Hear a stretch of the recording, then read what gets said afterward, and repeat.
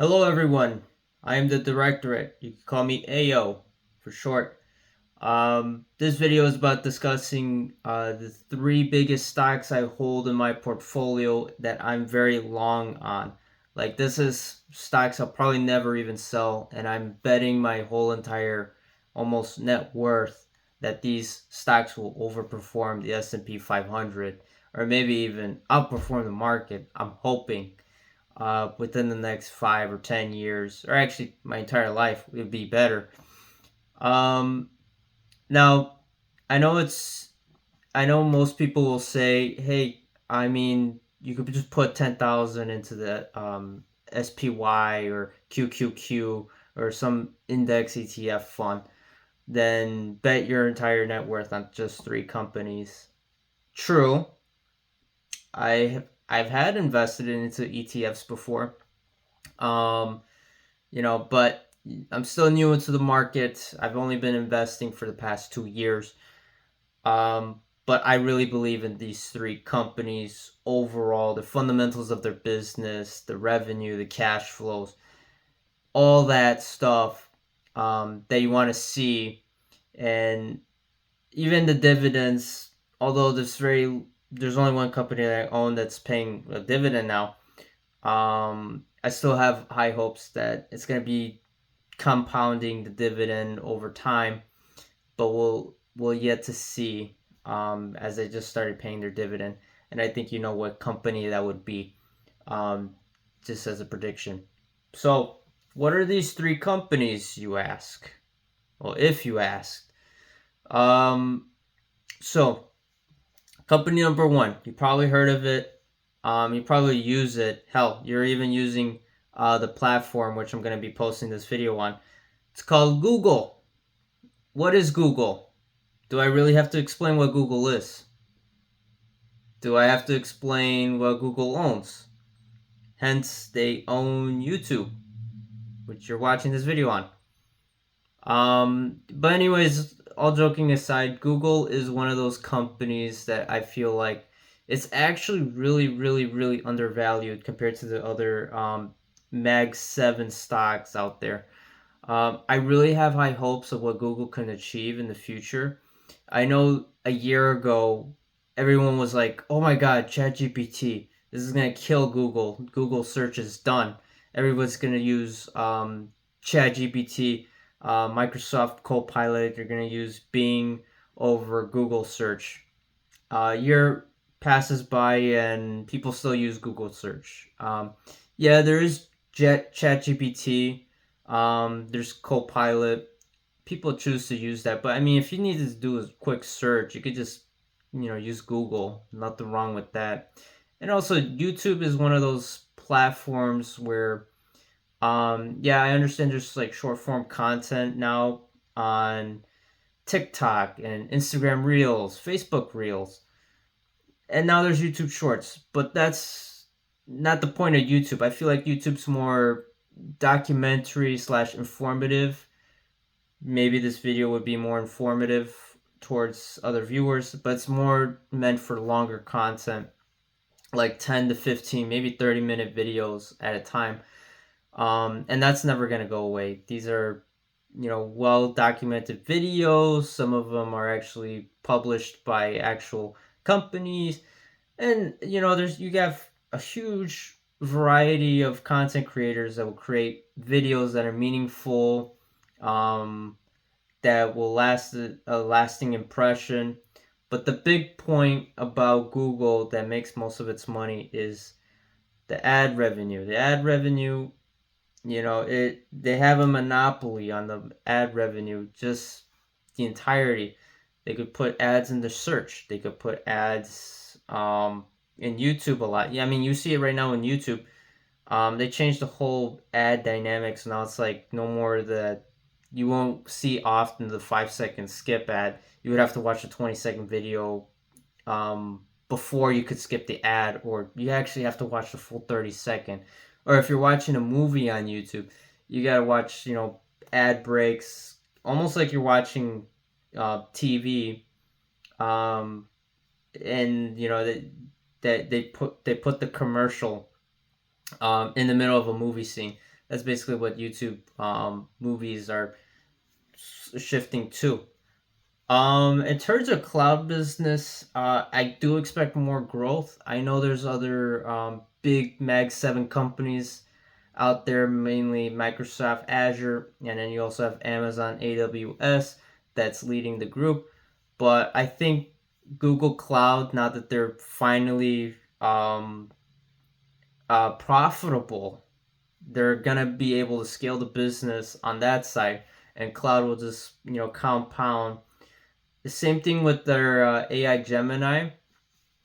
Um, Funny enough, I first started investing into Google right a week before they announced Gemini, so that's back in December. But even then, 6 months ago, people were like, "Okay, Mr. Sundar Pichai has to go. Everyone hated Google. Go woke, go broke kind of thing." I don't really care. It's Google. Um, Google is going to be a very, very profitable company now, and they're going to be a profitable company in the future. So that's why I have 30% of my net worth all into Google. Now, the second company is a company not a lot of people are aware of. Well, most retail investors are aware of this company, but it is Palantir Technologies. Now, Palantir, if you didn't know, they're the main government software out there. Uh, they are mainly software for the Pentagon, the CIA, the FBI, the Army. Um, if the U.S. government's your biggest customer, you're winning. Look at Lockheed Martin and Northrop Grumman, Raytheon Technologies, but uh, they're spinning it off. They're going commercial now. Their commercial growth is compounding. It's better to have more commercial than to have government revenue, because government revenue is more contract based, fixed amount. Yes, technically the government could theoretically either cut you off or cut you, completely disband your company, but the government's you're a pretty big customer. I mean, like, they could pour millions, billions, they don't care, per contract. But it's not just the government, but the commercial side. I expect more growth. I expect more companies to use it. I mean, Airbus is the biggest commercial customer of Palantir. Um, I don't expect Palantir to really skyrocket. Not yet. Maybe they'll skyrocket in 5 years, and everybody will use more Palantir as person to person. I mean, like, somebody could just go use Palantir AIP and just create a company, a one man company, just using Palantir software. That's what I think Palantir could end up becoming, um, which is a really big scale and adjustment and a change of industry, but we'll see how that goes. But it is an AI platform. They are mostly the software of the government and, well, now the commercial. And we'll see how the commercial segment goes. They're trying to grow more there, but mainly I think they should just focus on government side, because the government could, yeah, benefit you in the long run, if you know what I mean. But anyways, sidetrack that. Third stock we have another 30% net worth into. By the way, all these three stocks, at least 30% of my net worth are in each of these companies. Third stock, SoFi Technologies. Now, I know what anybody's thinking. It's like dead stock, dead money. It hasn't even grown the past 2 years. And I get it. It hasn't grown a lot. Yes, or if I wanted to invest in that specific industry, there's other big banks out there like Chase. I've invested in the City before, Citibank, but why would I choose SoFi? I mean, like, if you want dividends, you could go with Bank of America. You could go with other bigger banks, U.S. Bank. But I chose SoFi, the fintech online bank. Now, with SoFi, it's gonna take a while before people start more and more people start using it. But what I'm starting to see within the industry, and this is coming from me personally as a banker. Uh, yes, I am a banker. Young age banker at 20. Surprising, I know. But what I see is not a lot of people will go to a bank, not too often. The only people that go to a bank is mainly customers that are over the age of 40. Older demographic.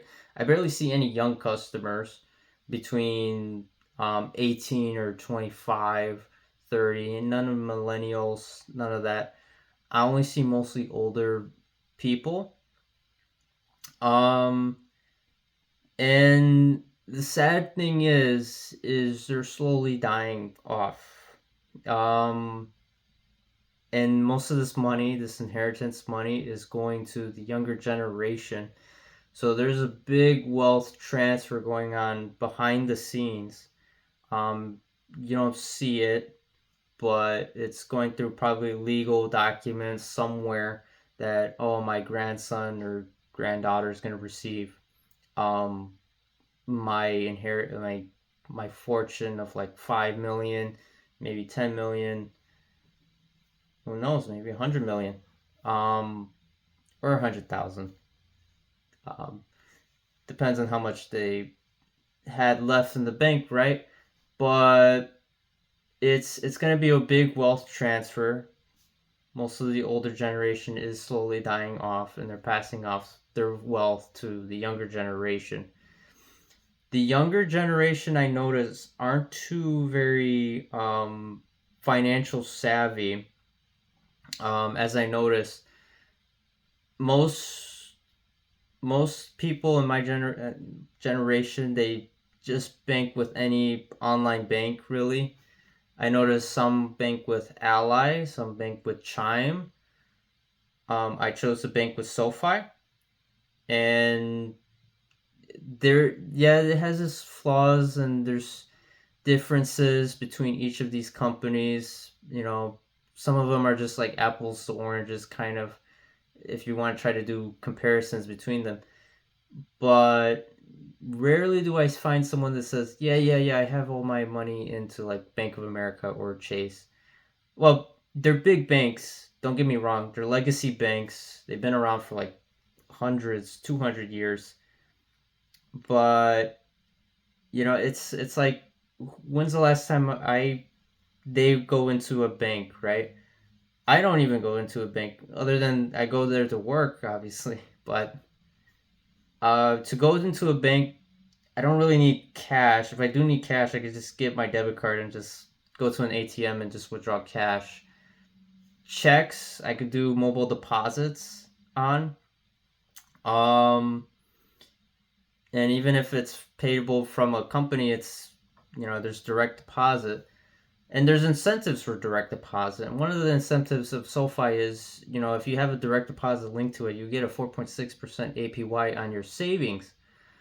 But not just that, but eventually they try to integrate you more into the banking world and the finance world. SoFi tries to introduce you into loans, credit cards. Um, they're trying to, once you get into SoFi, they're trying to build around you like a service. That's where I feel like SoFi differentiates from all these other online banks, and even the traditional banks. It's like once you open that SoFi account, you are open to a lot of options. They teach you which of these products are good for you. Well, they don't teach you how it's good for you. That completely violates federal guidelines, but they teach you about, the simplicities of investing. For example, they have a brokerage account in SoFi. They teach you the simplicities of, what is um what is this, student loan, how would it be financed, all this stuff. um Give you the introductions into what's FDIC insured, what's not. and they give you a whole disclosure, basic banking sim, basic banking principles essentially. Uh, and that's pretty good. Don't get me wrong. To have, especially with the younger generation, my generation, because they don't really know much about finances. Because to be honest, schools never really teach you about how to do your own personal finance. You're kind of left on your own unless you take some sort of financial education course in high school or in college or whatever. But some people are just left on their own. Maybe they drop out of high school or they don't even have the option of a finance course. It's a big world to control your own finances. As much as you want to just put your money in under your mattress, whatever you save, and you think your job is basically your whole net worth. There's other options with money, and you can make money work for you. That's what SoFi tries to do. It tries to make money for you. And it tries to teach you as you grow along with the product or service with SoFi. But another thing with SoFi is they're trying to expand more into um, well, not just the loan side of business. Actually, to um, just a sidetrack here. I first invested in SoFi back in 2022. Um, just out of that's kind of like one of my first investments. Like I had $1,000 and I put some of it into SoFi. I didn't know what investing was. I didn't know anything about it. I had a Robinhood account. Um, but yeah, SoFi was one of those, just because why the heck of it. Bought it at like $8. I saw it was crashing down, but then I saw it used to be at $20. I researched more into the company and then I wondered why this is the case. The reason was because of the student loan thing. Um, the business was only focused on student loans. But now, as I'm researching the company, as I'm investing more into this company, they've expanded, they've adapted from zero interest rate policy to now a 5.5% interest rate. The company's still alive. It's amazing that they're able to just adapt and change the whole direction of the company. Now they're not just a student loan provider, they're now a full fledged bank. They acquired a banking charter, they acquired some technical companies like Galileo and Technisys to help, provide transactions and all these stuff with SoFi banking. And now they had these promotions with direct deposits. They're able to give incentives, and then they're able to market more of their brand throughout the country. I mean, they literally bought a state like the naming rights of a stadium, of SoFi Stadium, for where the LA Rams play and the Chargers, I guess. But another sidetrack is as I invest more into the company, you got to listen to. I'm not going to sell you a stock or anything like that or tell you to invest in anything, by the way.